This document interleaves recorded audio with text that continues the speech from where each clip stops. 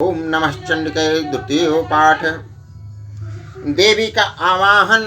सिंह भी क्रोध में भरकर गर्दन के बालों को हिलाता हुआ असुरों की सेना से में इस प्रकार विचरने लगा मानो वनों में दावानल फैल रहा हो।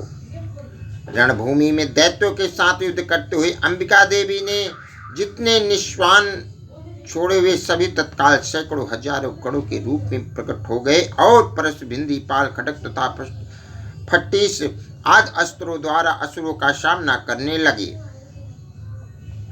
देवी की शक्ति से बड़े हुए वे गण असुरों का नाश करते हुए नगाड़ा और शंख आदि बाजा बजाने लगे। उस संग्राम महोत्सव में कितने ही गण मृदंग बजा रहे थे। तदंतर देवी ने त्रिशूल से, गदा से, शक्ति की वर्षा से और खड़ग आदि से सैकड़ों महादैत्यों का संहार कर डाला।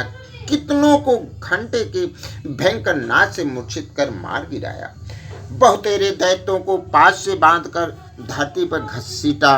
कितने ही दैत्य उनकी तीखी तलवार की मार से दो दो टुकड़े हो गए। कितने ही गदा की चोट से घायल हो धरती पर सो गए।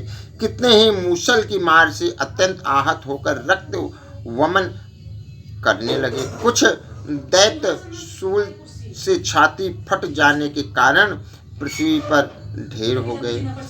उस रंडागण में बाण समूह की वृष्टि से कितने ही असुरों की कमर टूट गई।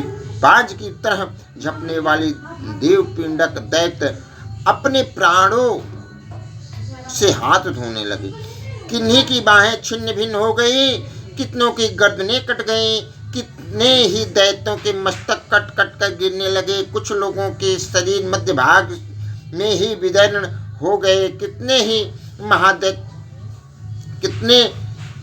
महादैत्य जांघें कट जाने से पृथ्वी पर गिर पड़े।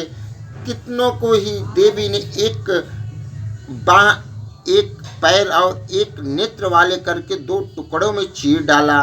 कितने ही दैत्य मस्तक कट जाने पर भी गिरकर फिर उठ जाते और केवल धड़ के ही रूप में अच्छे अच्छे हथियार हाथ में लेकर देवी के साथ युद्ध करने लगते थे।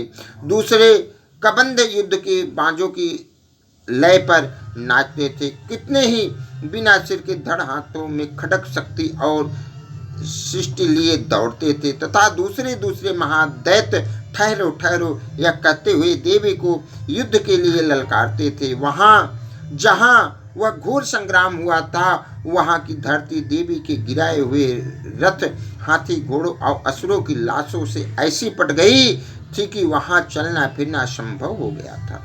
दैत्यों की सेना में हाथी, घोड़े और असुरों के शरीरों से इतनी अधिक मात्रा में रक्तपात हुआ था कि थोड़ी ही देर में वहाँ खून की बड़ी बड़ी नदियां बहने लगी। जगदम्बा ने असुरों की विशाल सेना को क्षण भर में नष्ट कर दिया।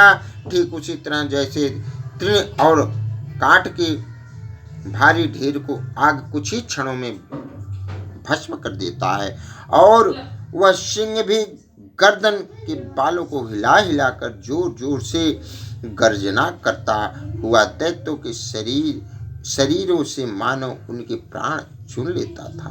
वहां देवी के गणों ने भी उन महादैत्यों के साथ ऐसा युद्ध किया जिससे आकाश में खड़े हुए देवगण उन पर बहुत संतुष्ट हुए और फूल बरसाने लगे। इति श्री मार्कंडेय पुराणे सावर्णिके मन्वन्तरे देवी महात्मने महिषासुर सैन्य वधो नाम द्वितीय अध्याय संपूर्ण। ओम नमः चंडिके। ओम जयंती मंगला काली भद्रकाली कपालिनी दुर्गा क्षमा शिवा धात्री स्वाहा सुधा नमस्तुते। ओम पुनन्तु मा देवजना पुनन्तु मनसाधिय पुनन्तु विश्वभूतानि जातवेदः पुनीमाम्। ओम नमः चंडिके।